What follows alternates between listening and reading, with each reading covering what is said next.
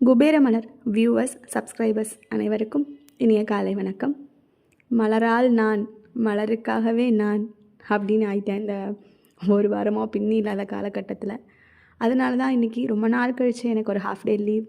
So காலையிலே போயிட்டு கொஞ்சம் மைனாக்களே என் குரல் கேட்டு ஒன்று கூடுங்கள் அப்படின்னு பாடிட்டே மாடிக்கு போயிட்டு அப்படியே நம்ம மாடி தோட்டத்தில் உள்ள பூவெல்லாம் அப்படியே சின்ன சின்ன பூவெல்லாம் பெரிய பூவெல்லாம் அப்படியே ஒரு கேப்சர் பண்ணி அப்படியே உங்கள் பின்னிக்கும் காட்டின மாதிரி இருக்கும், உங்களுக்கும் காட்டின மாதிரி இருக்கும்.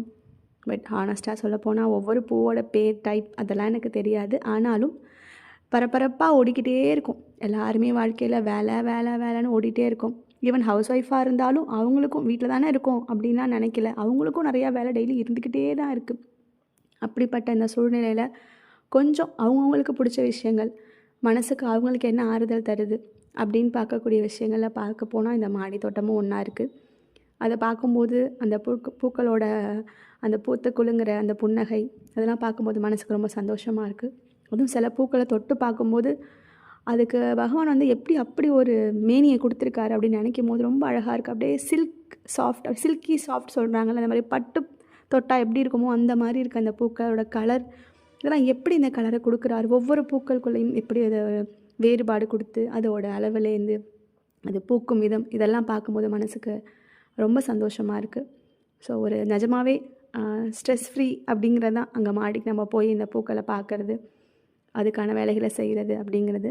நிறையா பெண்கள் எவ்வளவோ சாதிக்கிறாங்க, வரைகிறாங்க.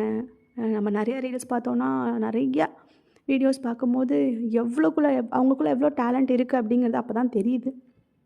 என்னடா பெண்கள்னால் ஆமாம், நாளைக்கு மகளிர் தினம் வருது. அந்த மகளிர் தினத்தை போற்றும் வகையாக நம்ம நாளைக்கு நிறையா பார்க்கலாம்.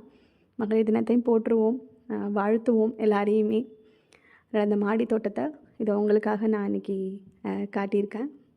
உண்மையாகவே இந்த பூக்கள் நம்ம வீட்டில் வச்சுக்கிறது எவ்வளோ ஒரு சந்தோஷம் நல்லா தெரியுது. நேற்று நம்ம ஒரு சனி பயிற்சி கொஞ்சம் பூ வாங்கணும் கடையில் போயிட்டு, ஆனால் பத்தலை. அதே வீட்டில் வந்து தோட்டம் இருந்ததுன்னா அதை பறித்து சாமிக்கு வைக்கும்போது ரொம்ப மன நிறைவாக நமக்கு இருக்குது. நானும் கேட்டிருந்தேன். நானுமே ஆரம்பத்தில் இதை நான் தான் வந்து ஆசைப்பட்டிருக்கேன். 2 செடி வாங்கி பார்த்தேன், எனக்கு மெயின்டைன் பண்ண முடியல. அப்புறம் தான் பின்னி வந்து சும்மா இருந்த ஸ்பேஸை இவ்வளோ இதாக ஆக்கி பண்ணிட்டாங்க. அவ்வளோ செடி எல்லாருமே தெரியாது, 2 பூ. அப்புறம் தான் ஒரு நாள் பார்க்கும்போது, என்ன மலர் இவ்வளோ பூ வச்சுட்டியா, இவ்வளோ செடியெல்லாம் சேர்த்துட்டியா அப்படிங்கிற அளவுக்கு தான் அவ்வளோ பிரம்மாண்டமாக ஆயிடுச்சு அந்த மாடி தோட்டம். அப்போ நானும் சொல்லியிருக்கேன், எனக்கு 2 செடி எப்போதுமே டெய்லியும் பூ ஒரு 10 பூ பூத்துக்கிட்டே இருக்கணும், அந்த மாதிரி வெரைட்டியில் 2 பூ வேணும், அதை எனக்கு இறக்கணும் அப்படின்னு சொல்லியிருக்கேன். ஸோ பின்னியோட வருகைக்கு நானும் அவளுடன் காத்துட்ருக்குறேன். அனைவருக்கும் வணக்கம், நன்றி.